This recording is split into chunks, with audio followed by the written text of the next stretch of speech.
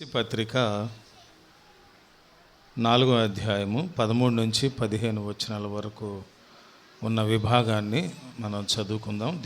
ధ్యానాంశంగా 13వ వచనం నుంచి, పరిశుద్ధులు సంపూర్ణులగునట్లు క్రీస్తు శరీరము క్షేమాభివృద్ధి చెందుటకును పరిచర్య ధర్మము జరుగుటకును ఆయన కొందరిని అపోస్తలులుగాను, కొందరిని ప్రవక్తలుగాను, కొందరిని సువార్తికులుగాను, కొందరిని కాపరులుగాను, ఉపదేశకులుగాను నియమించును. అందువలన మనమిక మీదట పసిపిల్లలమయ్యుండి మనుషుల మాయోపాయముల చేత వంచనతోనూ తప్పు మార్గమునకు లాగు కుయుక్తితోనూ గాలికి కొట్టుకొని పోవునట్లు కల్పింపబడిన ప్రతి ఉపదేశమునకు ఇటు అటు కొట్టుకొని పోవచ్చు అలల చేత ఎగరగొట్టబడిన వారమైనట్లుండక ప్రేమ కలిగి సత్యము చెప్పుచు క్రీస్తువులే ఉండుటకు మనం అన్ని విషయములలో ఎదుగుదము.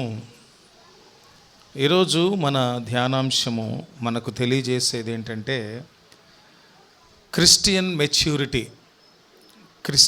మెచ్యూరిటీ అంటే క్రైస్తవ పరిపక్వత, క్రైస్తవ జీవితములో చేరవలసిన పరిపక్వత స్థాయి. పరిపక్వం చెందటం అంటే ఏంటంటే ఏదైతే ఉద్దేశించబడిందో, ఒక పండు పరిపక్వం చెందింది, పక్వానికి వచ్చిందంటే ఎప్పుడు అంటారంటే అది తన పులుపుదనాన్ని కోల్పోయి తీపిదనాన్ని, లేదా ఒగరును కోల్పోయి తీపిదనాన్ని, లేకపోతే మరొక రుచిని కోల్పోయి ఏ రుచిని అది ఒరిజినల్గా మూలాలకు సంతరింపజేసుకుంటుందో ఆ రుచిని సంతరింపజేసుకోవటం, అది దేనికి వచ్చినట్టు, పక్వానికి వచ్చినట్లు. అదేవిధంగా మెచ్యూరిటీ స్థాయి అంటే మనిషి పరిపక్వ స్థాయికి ఆలోచన విధానంలో, అదేవిధంగా భౌతికంగా కూడా. యవనస్తుడు అంటే ఏం చెప్తాం, వెంటనే మనకు ఒక సింబలు, గొంతు మారిపోద్ది, ఏమొస్తాయి, మీసాలు వస్తాయి. అది యవన దశకు వచ్చినప్పుడు మనకు ఆ పరిపక్వత కనిపిస్తుంది. చాలాసార్లు మాటలలో కూడా పరిపక్వత కనపడుతుంది. జ్ఞానం తక్కువగా ఉన్నప్పుడు, జ్ఞానం కొదువుగా ఉన్నప్పుడు, పరిమితంగా ఉన్నప్పుడు చాలా తెలివి తక్కువగా మాట్లాడే మాటల్లో మనకు అమాయకత్వము, ఇంకేం కనిపిస్తాయి, మూఢత్వము, అజ్ఞానం కనిపిస్తాయి. ఎప్పుడైతే వాళ్ళు చక్కగా హేతుబద్ధంగా అర్థవంతంగా మాట్లాడుతూ ఉంటారో అప్పుడు మనకు అనిపిస్తుంది వీడి సంభాషణ ఇంతకుముందులా లేదు, ఇప్పుడు పరిపక్వత స్థాయికి వచ్చింది. అందుకని ఈ చదవబడిన లేఖనంలో క్రిస్టియన్ మెచ్యూరిటీ అంటే క్రైస్తవ పరిపక్వత స్థాయిని బట్టి స్థాయి ఎలా ఉండాలని తెలియజెప్తున్నాడు. ఏంటంటే పరిశుద్ధులు సంపూర్ణులగుట ఏంటది, పరిపక్వత. ఇంకొకటి ఏమంటున్నాడు ఆయన, పరిశుద్ధులు సంపూర్ణటు క్రీస్తు శరీరము క్షేమాభివృద్ధి చెందుటకును పరిచర్య ధర్మము జరుగుటకును ఆయన ఇలా చేస్తూ వచ్చారు. పరిపూర్ణతలోనికి పరిశుద్ధులు అనగా సంఘము. పరిశుద్ధులు వేరు, సంఘం వేరు కాదు కదా, పరిశుద్ధులే సంఘం. మరి ఇంకా పరిశుద్ధతలో రానివారు, వారు హాజరైన వారే కానీ ప్రభు చెప్పారుగా, పూజించు వారిని లెక్కించాలి. సో ఎవరైనా ఎంతమంది వస్తున్నారు సహవాసానికి అని అడిగితే మనం 100 మంది అని చెప్తే అందులో 100 మందిలో రక్షింపబడి బాప్తిస్మం పొంది విశ్వాసులుగా పరిగణించబడే వారే లెక్కకు వస్తారు. ఇక్కడ కూడా ఏంటంటే పరిశుద్ధులు సంపూర్ణులు అయ్యేటట్లుగా అదే సమయంలో క్రీస్తు శరీరం క్షేమాభివృద్ధి పొందడం. శరీరం అంటే క్రీస్తు శరీరం అంటే సంఘమే. సంఘము క్షేమాభివృద్ధి పొందటం కొరకు, దాని అభివృద్ధి కొరకు ఏం చేస్తున్నారంటే, లేదంటే పరిచర్య ధర్మం జరిగించడానికి ఏంటా పరిచర్య ధర్మము అంటే, ఇందులో ఆయన కొందరిని అపోస్తలులుగాను, కొందరిని ప్రవక్తలుగాను, కొందరిని సువార్తికులుగాను, కొందరిని కాపరులుగాను, లేదా కొంతమంది ఉపదేశకులుగాను నియమించను. ఇందువలన ఇంత పరిపక్వత స్థాయిలో సంఘము అనగా క్రీస్తు వారి శరీరం వృద్ధి చెందాలి అని దేవుడు ఆశపడి ఈ విధమైనటువంటి ప్రయత్నాలు చేస్తూ ఉండగా మనము పసిపిల్లల్లాగా ఉండొద్దు. పసిపిల్లడికి ఏం తెలుసు? పసిపిల్లలాగా ఉండకుండా ఏం చేయాలంటే మనుషుల మాయోపాయముల చేత వంచనతోనూ తప్పు మార్గమునకు లాగు కుయుక్తితోనూ గాలికి కొట్టుకుపోయినట్లు కల్పింపబడిన ప్రతి ఉపదేశమునకు ఇటు అటు కొట్టుకొని పోవచ్చు, అలల చేత ఎగరగొట్టబడిన వారమైనట్లు ఉండక. అక్కడ చెప్తున్నారు, ఒక విశ్వాసి క్రైస్తవుడు పరిపక్వతా స్థాయికి ఎదిగాడు అంటానికి గుర్తు ఏంటంటే, ఇక్కడ చెప్తున్న మాట ఏంటంటే ఫైనల్గా 15వ వచనంలో, ప్రేమ కలిగి సత్యము చెప్పుచు క్రీస్తు వలె ఉండుటకు మనము అన్ని విషయములలో ఎదుగుదము. అన్ని విషయాల్లో ఎదగటం అంటే ఏంటంటే పరిపక్వతా స్థాయికి వెళ్ళటము, స్పిరిచువల్ మెచ్యూరిటీ లెవెల్ని మనం తాకటము. అది ఆనాడే పౌలు భక్తుడు అప్పటి సంఘాలు ఇలా ఉండాలని కోరుకున్నారు, ఆనాడే కోరుకున్నారు. పోయిన వారమే మనం ధ్యానం చేశాం. పాత దినాలలో మన తాతల కాలంలో దేవునితో గడిపే సమయం చాలా ఎక్కువ ఉండేది. చెప్పుకున్నాగా, సాంఘిక మాధ్యమాలు, ఎంటర్టైన్మెంటు, సమయం గడపటానికి ఉండే సాధనాలు చాలా ఎక్కువైపోయినాయి. దానివల్ల దేవునితో ఎక్కువగా గడిపే టైం లేకుండా పోయింది. ఒకప్పుడు రేడియో కూడా లేదు కదా, రేడియో కూడా లేదు, టీవీ కూడా నెక్స్ట్ బ్లాక్ అండ్ వైట్ వచ్చింది, కలర్ వచ్చింది, ఎల్ఈడి వచ్చింది, ఎల్సిడి, ఎల్ఈడి. అస్సలు ఇక ఆలయానికి వచ్చే సమయం కూడా దొరకనట్లు అయిపోయింది. అందువల్ల దేవుడు కోరేది ఏంటంటే ప్రతి మనిషి అనగా ప్రతి విశ్వాసి పరిశుద్ధులయ్యి ఈ పరిపక్వతా స్థాయికి ప్రేమ కలిగి సత్యం చెప్పుచు అన్ని విషయాల్లో మీరు ఎదగాలి అని చెప్తున్నాడు. ఈ మాటల్లో మనము ఇంట్లో ఒక బిడ్డ పుట్టినప్పుడు లెక్కలు పెడతా ఉంటాం. పుట్టిన దగ్గర నుంచి, గర్భవతి అయిన దగ్గర నుంచి లెక్క పెడతారు, పుట్టిన దగ్గర నుంచి లెక్క పెడతారు. గర్భవతి అయిన తర్వాత నుంచి బేబీ పుట్టే లెక్కలు అయితే కాదు, అది మర్చిపోతారు. ఎట్లాంటి వాళ్ళు ఎవరైనా 7 నెలలకు పుట్టిన వాళ్ళు ఉంటే లెక్క పెట్టుకుంటారు, కానీ సాధారణమైన వయసులో పుట్టిన వాళ్ళు కానీ అసలు లెక్కే ఉండదు. కానీ అక్కడి నుంచి లెక్క ఉంటుంది. అక్కడి నుంచి పుట్టినరోజు కదా గట్టి గుర్తు పెట్టుకుంటారు, రాసుకుంటారు. అయితే పుట్టినరోజులు గడిచి నెలలు అయ్యి, సంవత్సరాలు అయ్యి, దశాబ్దాలు అయ్యి వెళుతున్నప్పుడు ఆ సంవత్సరాలకు తగ్గట్టుగా, రోజులకు తగ్గట్టుగా మన బిడ్డ మేల్ ఆర్ ఫీమేల్ ఏదైనా పెట్ ఏదైనా ఏం చేయాలంటే అదే రేషియోలో డెవలప్ అవుతూ ఉండాలి. అవ్వకపోతే ఖచ్చితంగా ఆందోళన పడతాం, డాక్టర్ని సంపాదిస్తాం. ఏ కోణంలో ఆ వ్యక్తి వృద్ధి చెందట్లేదు, ఎదగట్లేదు, ఖచ్చితంగా యాక్షన్ తీసుకోవాల్సిందే. తీసుకోకుండా ఉంటామా? మనిషి పిల్లల సంగతి పెట్టండి, పెట్స్ అయినా సరే ఎదగకపోతే ఖచ్చితంగా ట్రీట్మెంట్ తీసుకుంటాం. అట్లాగే దేవుని ఉద్దేశం ఏంటంటే మనము రక్షింపబడిన వారిగా ఆగిపోవటం కాదు, రక్షింపబడ్డావు అనేటటువంటిది ఒక నిశ్చయత జరగాలి. పాపములు క్షమించబడ్డాయన నిశ్చయత జరగాలి, అక్కడ ఆగిపోకూడదు. దానికి నిదర్శనంగా పరిశుద్ధుల సమక్షంలో, లేకపోతే సంఘ సమక్షంలో, దైవజనుల సమక్షంలో, పరలోకంలోని దేవదూతలు ప్రభువు సందర్శిస్తూ చూస్తూ ఉండగా, గొప్ప పండుగ జరుగుతూ ఉండగా, నీటిలో బాప్తిస్మ అనుభవం ద్వారా పరిశుద్ధుల గుంపులో చేర్చబడతాం. అక్కడ ఆగిపోలే. అది అభివృద్ధి లేకపోతే క్రైస్తవ పరిపక్వతకు దారి కాదు. అది అక్కడ తాగకూడదు. అక్కడి నుంచి ఏం చేయాలంటే ఆయన చెప్పారుగా అపోస్తుల కార్యంలో, పరిశుద్ధాత్మ అనే వరం పొందుకుంటారు.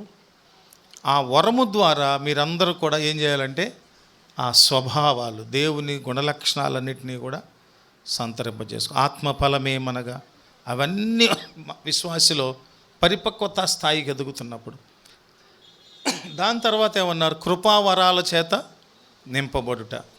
ఒక్కొక్క మెట్టు ఎక్కుతూ ప్రేమ కలిగి సత్యము చెప్పుచు, ఆ 15వ వచనంలో అంటున్న మాట, ప్రేమ కలిగి సత్యము చెప్పుచు క్రీస్తు వలె ఉండుటకు మనం అన్ని విషయాలు ఎదుగుదాము. యేసయ్య స్వరూప స్వభావము మనలో ఏర్పడినంత వరకు ఆయన అంటున్నారు పౌలు భక్తుడు, క్రీస్తు సారూప్యత మీలో ఏర్పడినంత వరకు నేను ఏం చేస్తున్నాను? ఆయన ప్రసవ వేదన పడుతున్నాడు. ప్రసవ వేదన అంటే ఏంటి తెలుసా? భరించిన తల్లికే తెలుసు. పురుషుడు కూడా ఆ బాధను మాటల్లో చెప్పగలడే తప్ప అనుభవపూర్వకంగా ఆ ప్రసవ వేదన అనుభవించే తల్లికే తెలుసు. మరొక చావు చచ్చి బతికినంత వేదన అన్నమాట. నార్మల్ డెలివరీలు జరిగినప్పుడు తెలుస్తాయి అవి, సహజంగా కాకుండా అసహజంగా సిజేరియన్స్ చేసినప్పుడు అంత తెలియకపోవచ్చు. కానీ సహజమైన పద్ధతిలో ప్రసవం జరిగినప్పుడు జరిగే బాధ అది వర్ణనాతీతమైనటువంటిది. మరొక జన్మ పొందుకున్నట్లుగా స్త్రీకి ఉంటుంది అనుభవం. అందుకని పౌలు భక్తుడు క్రీస్తు సారూప్యత మీలో ఏర్పడేటంత వరకు, అనగా క్రీస్తు వారి వలె అన్నిట్లో ఎదుగుదాము. సో ఎదిగిన విషయంలో క్రైస్తవ మెచ్యూరిటీ, క్రైస్తవ పరిపక్వతలో ఒక వ్యక్తి ఎదిగాడా లేదా అనటానికి కొలమానం ఏంటి? క్రీస్తు వలె అన్నాడు అక్కడ ఆయన. అంటే యేసుక్రీస్తు ప్రభు యొక్క గుణలక్షణాలు, యేసుక్రీస్తు వారి యొక్క స్వభావ స్వరూపాలు మనలో ఏర్పడటం, పరిపూర్ణంగా ఏర్పడటం. మనము 13వ వచనంగా పరిశుద్ధులు సంపూర్ణులగునట్లు, అప్పుడు సంపూర్ణులగునట్లు లెక్క. ఒకసారి మనం చూసుకున్నప్పుడు మన యొక్క పరిశుద్ధత స్థాయిని ఆ కోణాల్లో గమనించినప్పుడు ఎక్కడో ఒక చోట క్రీస్తు వారి పోలిక లేకుండా మనం ఉంటాం. అది చాలా చాలా చాలా మనకి ఆలోచించుకోవలసిన, సరిచేసుకోవలసిన విషయం. అందుకని పరిపక్వత అంటే ఏంటి అంటే క్రీస్తు ప్రభు వారి పోలికలోనికి మార్చబడటం. అంటే రోమపత్రిక 8వ అధ్యాయం 29వ వచనంలో, రోమపత్రిక 8వ అధ్యాయం 29వ వచనానికి చూస్తే యేసుక్రీస్తు ప్రభు యొక్క పోలికలోనికి మనము మార్చబడటం దేవుని ఉద్దేశం. రెండోది ఏంటంటే హెబ్రీ పత్రిక 5:12 చూస్తే, హెబ్రీ పత్రిక 5:12 చొప్పున స్థిరమైన విశ్వాసం కలిగి ఉండాలి. Strong faith. మొదటిది ఏంటంటే యేసుక్రీస్తు ప్రభు పోలికలోనికి మార్చబడటం, రెండవది స్థిరమైన విశ్వాసం కలిగి ఉండటం, మూడవది ఫలించేటటువంటి అనుభవం కావాలి. పరిపక్వతకు గుర్తు జ్ఞానం కాదు, ఫలం. ఒక చెట్టు మనం విత్తనం వేసాం, అది మొక్క అయింది, చెట్టు అయింది, వృక్షం అయింది, ఆకులు వస్తున్నాయి. ఆకుల దగ్గరే ఆగిపోయింది ఒక చెట్టు. ఈ చెట్టు ఎంత గొప్పదో అని అంటామా?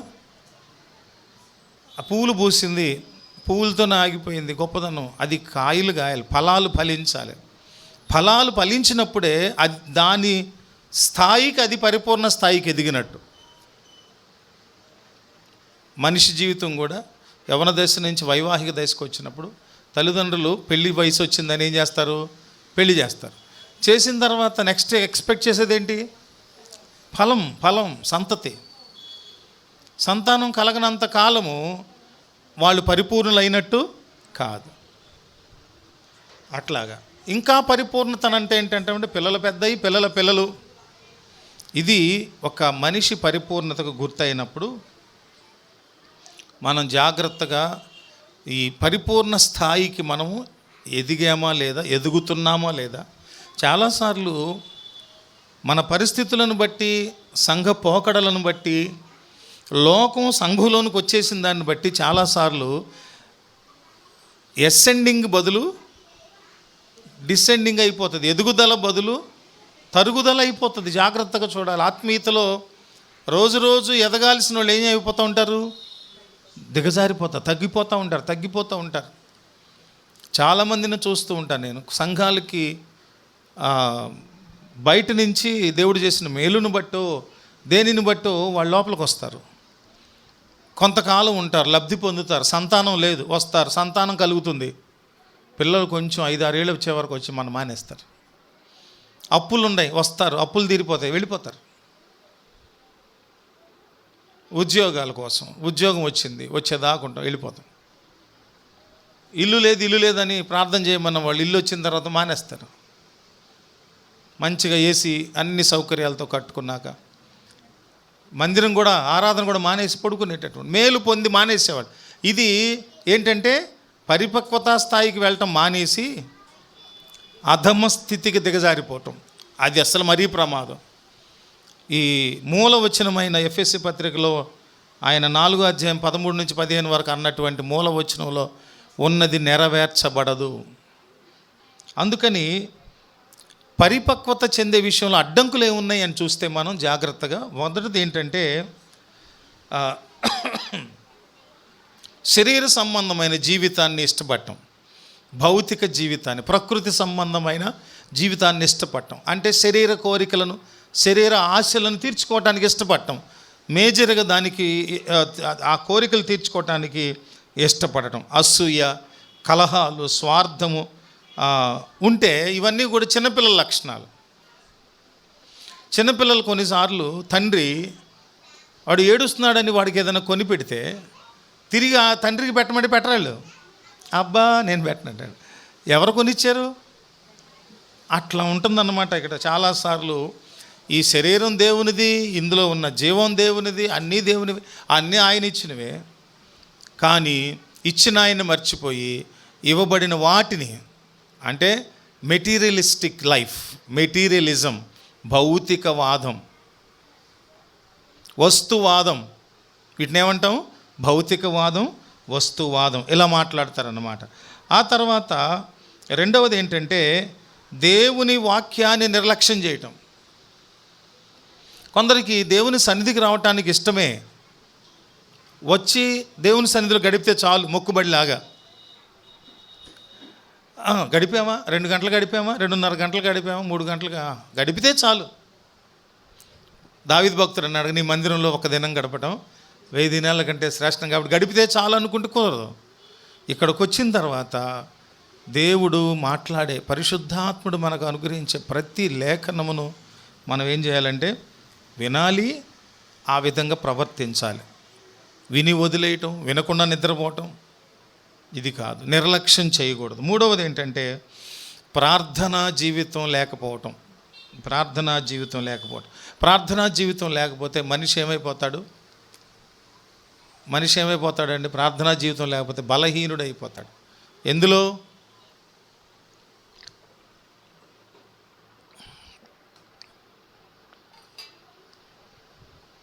ప్రార్థనా జీవితం లేకపోతే మనిషి ఏమైపోతాడంటే భౌతికంగాను ఆత్మీయంగాను రెండింటిలోనూ బలహీనుడైపోతాడు, దిగజారిపోతాడు.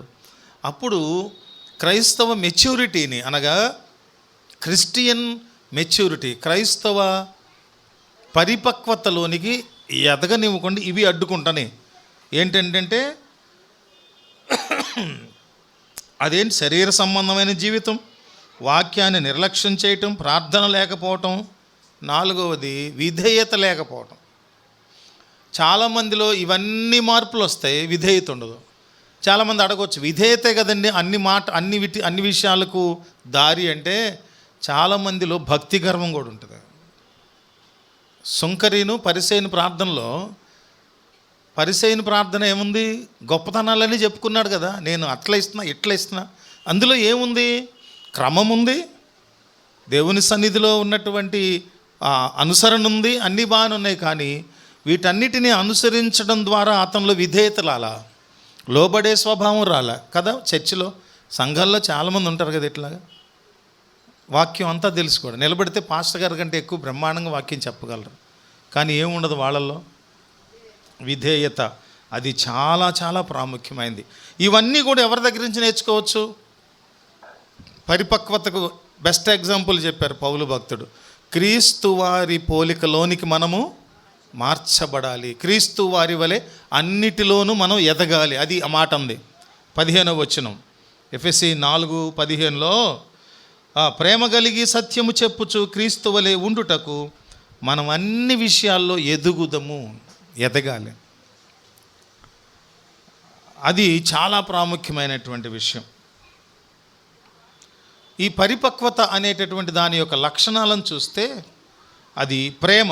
కొరింథీ పత్రిక 13వ అధ్యాయం మొదటి పత్రిక కొరింథీ పత్రిక 13వ అధ్యాయం మనందరూ తెలుసు.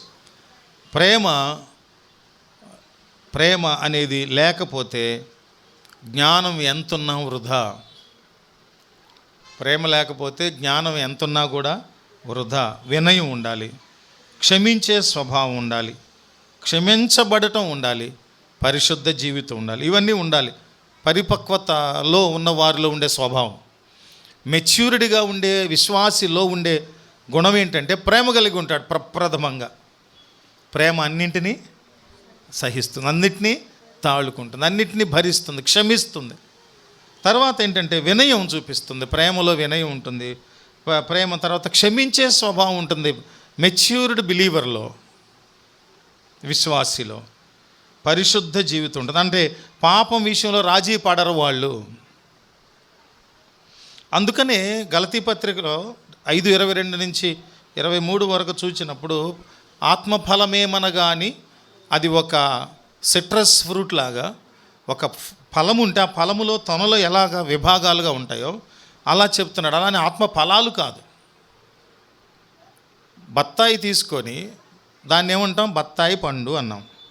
ఒలిచిన తర్వాత తొన పండు అంటామా? చిన్న బత్తాయి పండు అంటామా? దాన్ని తొననే అంటాం. ఆత్మ ఫలమేమనగా చాలామంది ఆత్మ ఫలములు కాదు, ఆత్మ ఫలము అనే దానిలో ఉన్న స్వభావాలు. ఒకటి ప్రేమ, సంతోషం, సమాధానం, దీర్ఘశాంతం, దయాళుత్వం, మంచితనం, విశ్వాసం, సాత్వికం మరియు ఆత్మ నిగ్రహం లేదా ఆశా నిగ్రహం. ఇవి పరిపక్వత చెందిన వ్యక్తిలో ఉండే స్వభావాలు. ఇకపోతే మనం పరిపక్వత అనేదాన్ని ఎలా పొందుకోగలం? దానికి ఉన్న కొన్ని పద్ధతులు ఏంటంటే, ప్రతిరోజు లేఖనాలు చదవాలి. అది పరిపక్వతకు వెళ్ళిన వ్యక్తి ఒకవేళ అందులోనే స్థిరంగా ఉండాలా, దిగజారాలా? క్రీస్తు వారి పోలికలోనికి వచ్చిన తర్వాత నెక్స్ట్ అందులోంచి దిగజారకుండా అదే పోలికలో స్థిరులుగా కొనసాగటానికి ఏంటంటే ప్రతిరోజు బైబిల్ చదవాలి. రెండవది, ప్రతిరోజు ప్రార్థన చేయాలి, ప్రార్థనలో నిలకడగా ఉండాలి. తరువాత పరిశుద్ధాత్మునికి లోబడి ఉండాలి. పరిశుద్ధాత్మునికి ఎప్పుడు లోబడి ఉండాలి. సంఘ సహవాసం విడిచిపెట్టకూడదు. ఫస్ట్ ఏంటి చెప్పండి? ప్రతిరోజు లేఖనాలను చదవటం అంటే దేవుని మాట వినటం. రెండవది ఏంటంటే ప్రార్థనలో నిలకడగా ఉండటం. మూడవది ఏంటంటే పరిశుద్ధాత్మునికి లోబడి ఉండటం.